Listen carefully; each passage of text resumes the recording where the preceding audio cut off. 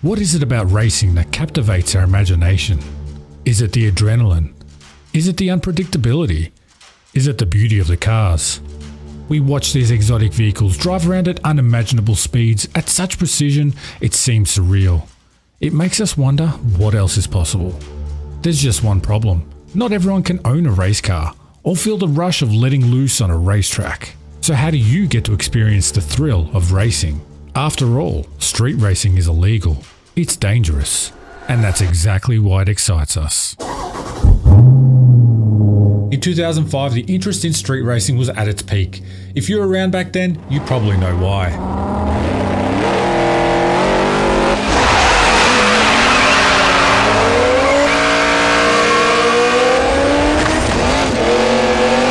Fast and the Furious had just hit the big screens and convinced every teenager to be like Dominic Toretto. You needed to know your cars, know how to keep it cool, and to race 1/4 mile at a time. You just needed to avoid the cops. That movie spawned one of the most popular franchises in modern history, but it wasn't because of its acting or its storyline. We watched because of the dream it sold us, the dream of family, of speed, and modified everyday cars. Suddenly, it dawned on us, you don't need to drive a race car. You don't need to own a Ferrari or a Lamborghini to feel the rush of adrenaline. You could modify everyday Hondas or Mitsubishis. Anybody could do this. You could do this. You also realize something else you need. The need for speed. Sure, there have been plenty of classic racing games before, and if you've ever explored the racing genre, chances are you've experienced at least one game from the Need for Speed franchise. But out of the dozens of Need for Speed titles, there is one clear winner when it comes to blurring the lines between racing exotic cars, street racing, and high-speed police chases. It blurred the lines between reality and fiction. This wasn't just about who had the fastest car anymore. Lap times and podium finishes were for Gran Turismo, for sim racers. This was the ultimate arcade racing game. We raced for pink slips. We raced for street cred. We raced to outrun the cops, or run into the cops. This game was Need for Speed Most Wanted. Welcome to Bucket List Gaming, the channel where we go through and talk about the must-play titles that make your gaming bucket list. In this video, we're going to revisit Need for Speed Most Wanted, the Need for Speed franchise, and all the fun facts that make this game regarded as one of the greatest of all time. Published way back in December 1994 on Windows to a very warm reception, the original Need for Speed won runner-up for Action Game of the Year in 1995 and placed in the top 100 greatest games of all time in 1996. The famous combination of car racing mixed with police chases was present from the very first edition of this Need for Speed game. I remember playing this on a computer with a joystick back in the day at my dad's office. It was a lot of fun and so very addictive. There were showcases for each car and video sequences that reminded you that although a video game, this was based on actual tracks and vehicles from real life. And let's talk about the cars for a second. In the first 6 official Need for Speed games, cars were either sports or luxury vehicles. You know, the ones we'd probably never be able to own or even afford. Porsches, Ferraris, Lamborghinis. In fact, it wasn't until Need for Speed Underground in 2003 that the franchise shifted exclusively to popular tuner cars. What are tuner cars? Well, they're basically Japanese cars which were the go-to cars to modify in the 1990s and early 2000s. Mitsubishis, Subarus, Toyotas and Nissans, vehicles that the younger target gaming audience could realistically own. For years, all I dreamed about was earning the money to buy a bigger exhaust, a turbo kit, an intercooler, or a racing body. All of the unnecessary but coolest additions that I could make to modify my first Honda. Need for Speed really capitalized on this, along with the movies like Fast and the Furious. But little did we know Need for Speed was still only in first gear, because after the hugely popular Underground 2 came Most Wanted. Not only did the game contain realistically attainable cars you could see people modify in real life, but back came the luxury and incredible sports cars, giving you the best of both worlds. You could work your way up, tune up your starter Volkswagen to compete, add a turbo kit, suspension, or a new gearbox, or just buy a Lamborghini Gallardo and enjoy its natural power. The progression system through races for cash and unlockable parts gave you a path that, in your imagination, could seemingly be something you could do in real life. Why not, right? Well, first off, just like in real life, there are cops to keep you in check, but more about that a bit later. The progression system in Need for Speed Most Wanted was pretty solid and something you could spend hours trying to perfect. In this game, you begin the story in the fictional city of Rockport, driving an immaculate BMW M3 GTR, and meet a couple of street racers, the police who are hellbent on stopping said street racers, as well as new friends who decide to help you, named Mia and Rog. Through a few quick races, you're praised for your skills, as well as your car, which inevitably sets you up with a race for pink slips against the bad guy in this story, an all-round D-bag, Razor. He's dangerous. Be careful, he'll swap paint if he has to. First I'm gonna take your ride, then I'm gonna take your girl. Get ready for that. You need your pink slip? If you aren't familiar with the term pink slips, it basically means racing for ownership of the certificate of title to your car. Essentially, the winner of the race keeps the loser's car. How's your car running? Unknown to you, Razor and his pals tamper with your car at the starting line, causing you to lose the most amazing vehicle in the game and nearly get arrested by the cops. Hey, there's something wrong with your ride. You left a huge oil slick at the start line. You have to end the race fast. No!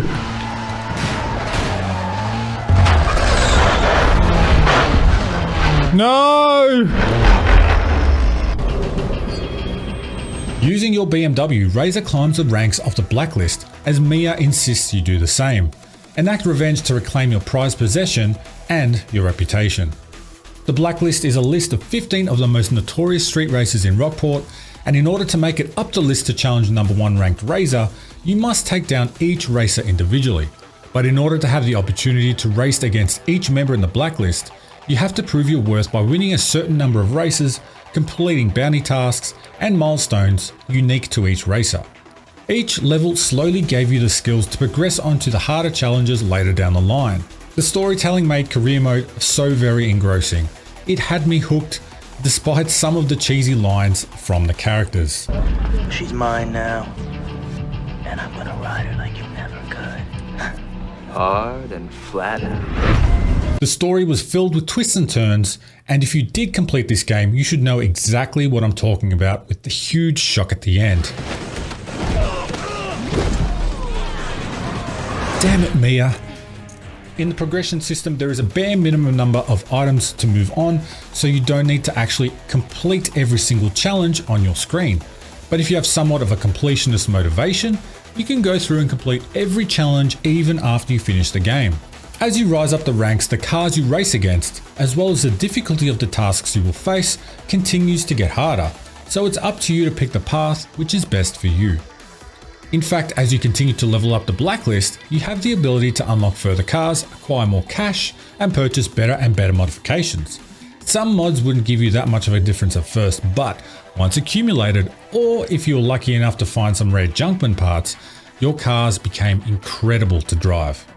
This gave you a sense of attachment to what you owned from the start, and just like my first Honda, you'd want to stick to it until the very end. In fact, surprisingly, one of the best cars to start with might be the Fiat Punto. The zippy handling and speed added with the extra parts could, with a bit of luck, take you all the way to some of the final stages of the blacklist. When I was nearing completion of career mode, a chatter came into my stream and suggested I try the Golf to beat a race I was stuck on, despite many attempts with cars that I have in my garage like the Gallardo, Viper and the Porsche 911. Race with the Fiat Punto? Is it really? Will the Fiat Punto take over the Lamborghini? Not sure it's going to be better than this Lambo. Could test it out though. Trust me? Alright, I'll try it after this. Why not? We've got to be extra cash. But if it goes wrong, I'm blaming the car and not myself. The problem is always the car and not me. Never the driver. Oh, that's a corner. Okay, apparently some of the people have come through and said we need to try the Fiat Punto. Look at this! There's like no stats to it. Look at that bar on the top right. We have a little bit of acceleration. This is the second worst car in the game, but we'll do it. Top speed, 312 Ks. Does it take like 10 minutes to get up there? Make it black? Or I bet. This might be lit. Oh, I don't know. It's struggling. Pain. Turn! It doesn't turn. Ugh. That's a struggle. At first, I thought this may have been a cruel trick, but with plenty of cash in my account, I decided to try it, and you wouldn't believe it was actually insane. Turbo? Whoo! This is like all our cash gone. Let's do it. Matte black.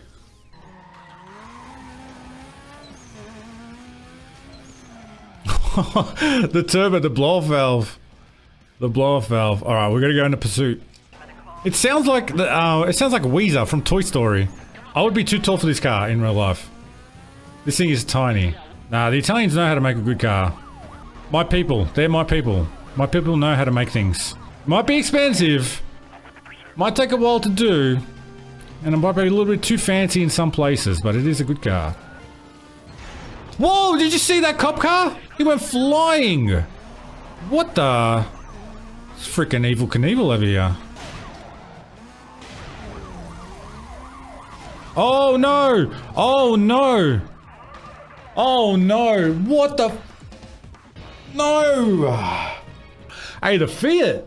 Oh wow! The Fiat was good. The Fiat was good. What a good shout.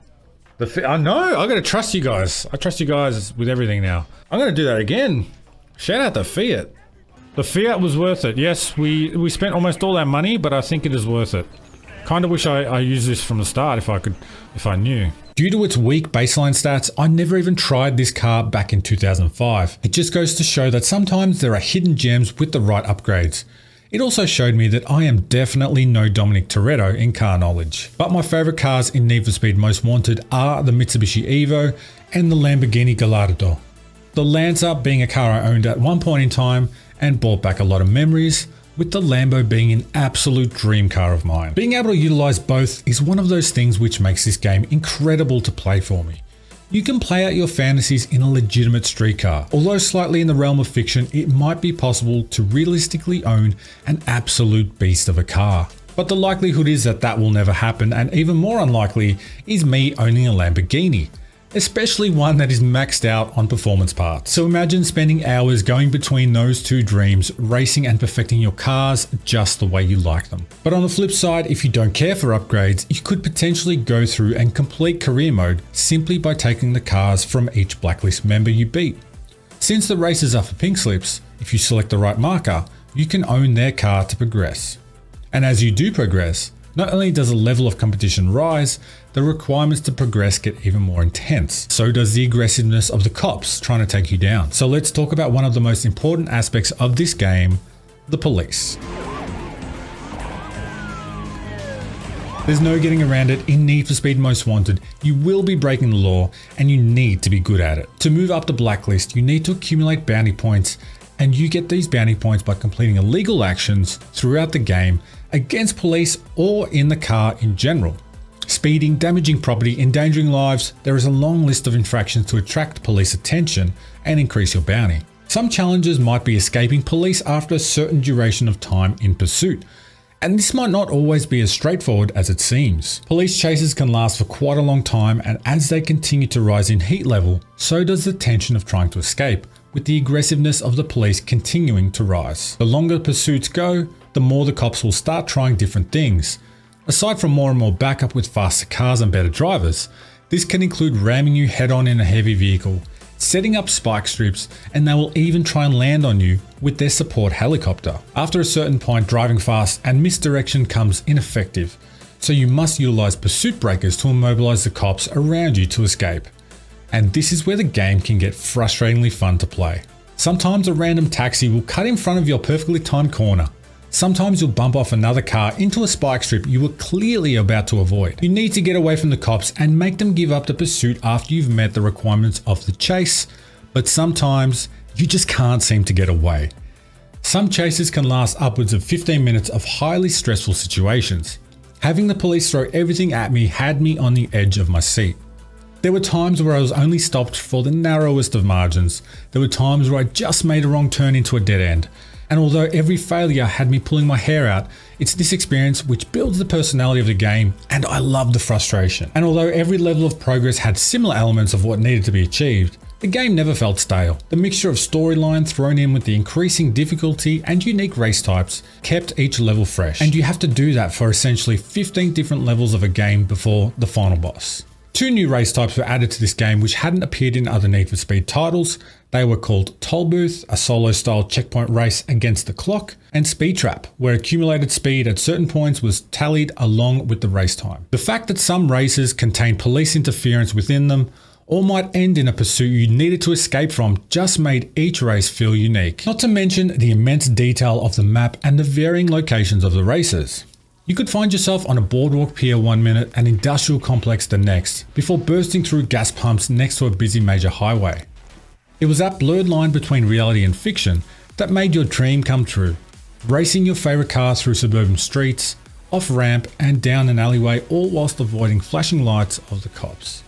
The beauty of this game is that you have to figure out how to get better at the things that are keeping you from progressing.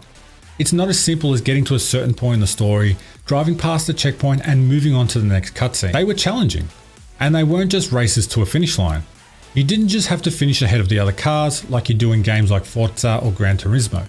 The added elements of police, dynamic weather and traffic all played a part in things to overcome. You need to actually beat the game to complete it. When it first came out 20 years ago, I completed Need for Speed Most Wanted and remember being annoyed, frustrated and yet so in love with the game.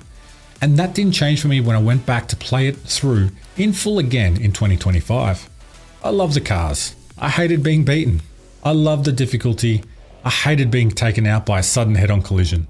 And I loved the cheesy one-liners in the cutscenes. In fact, the game was praised for its ingenuity by utilizing actual actors captured on film and put into the game, rather than designing models and rendering 3D characters.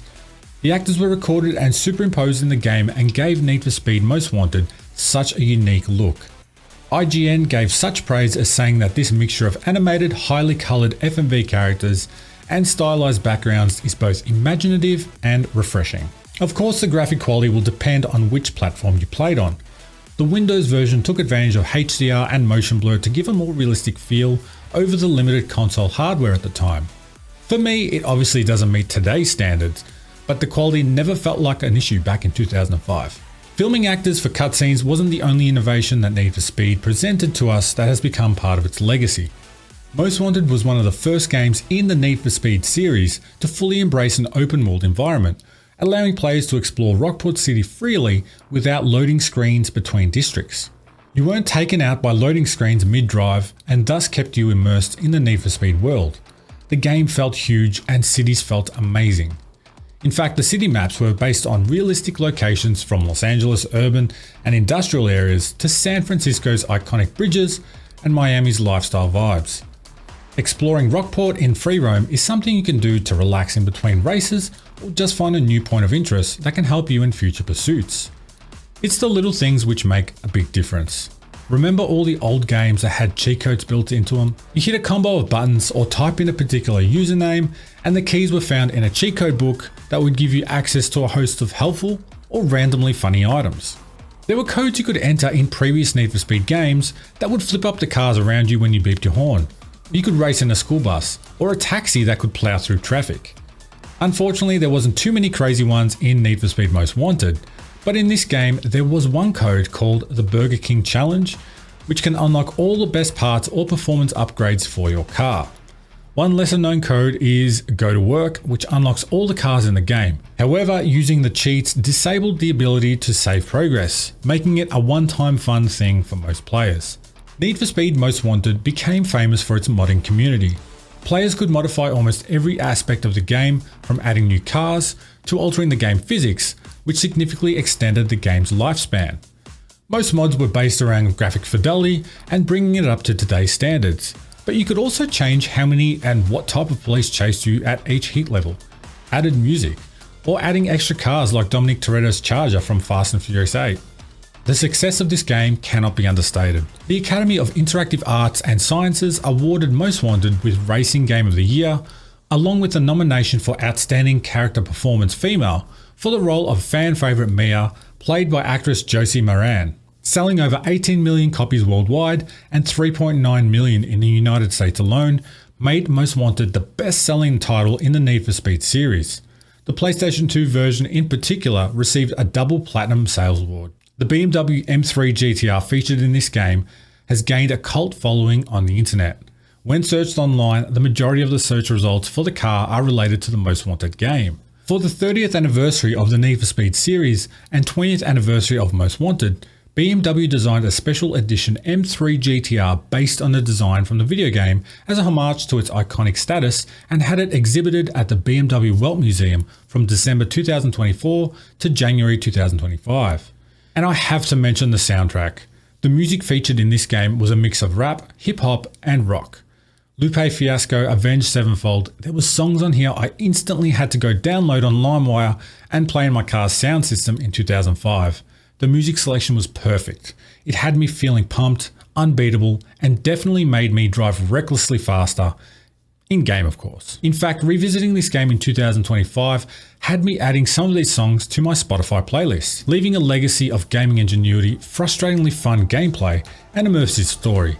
Need for Speed Most Wanted has to be considered one of the greatest games of all time. I will remember the game for the twists and turns of the story, as well as the races and pursuits themselves.